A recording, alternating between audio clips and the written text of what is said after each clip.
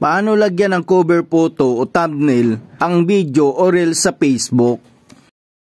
Ang thumbnail ang unang bagay na makikita ng mga manonood bago nila pindutin ang video. Kapag ang thumbnail ay kakaiba at kakit-akit, mas mataas ang posibilidad na i-click ito ng mga tao o yung followers mo. Ang paglalagay ng magandang thumbnail ay isang mahalagang sangkap sa pag-maximize ng visibility at engagement ng isang video.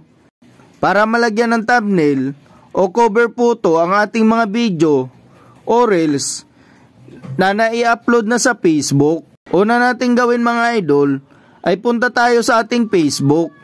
Dito sa ating profile, click natin itong more. Then select videos. Pumili ng reels na lalagyan mo ng thumbnail. Halimbawa ito, click nyo lang mga idol yung video. At pagkatapos, pindutin itong tatlong tuldok dito sa baba.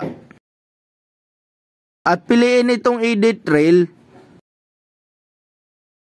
I-click nyo lang itong parang picture, logo dito mga idol. Pwede kang pumili na magiging cover photo o thumbnail dito mismo sa video mo.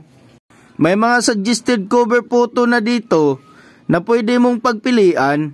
At kung nakapili ka na, click mo na itong save dito sa itaas. Pero kung may ginawa o inedit na kayong thumbnail mga idol, click nyo itong choose a different photo dito sa baba. At madadirect kayo sa inyong gallery. At pagkatapos mga idol, select nyo lang yung ginawa nyong thumbnail. At isave nyo na mga idol.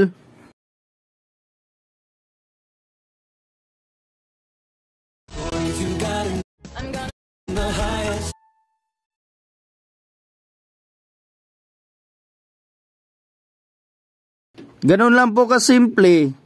Malagyan ng thumbnail o cover photo ang ating mga reels o video sa ating Facebook.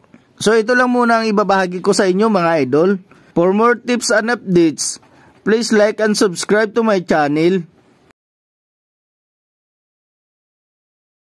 Salamat sa panonood mga idol.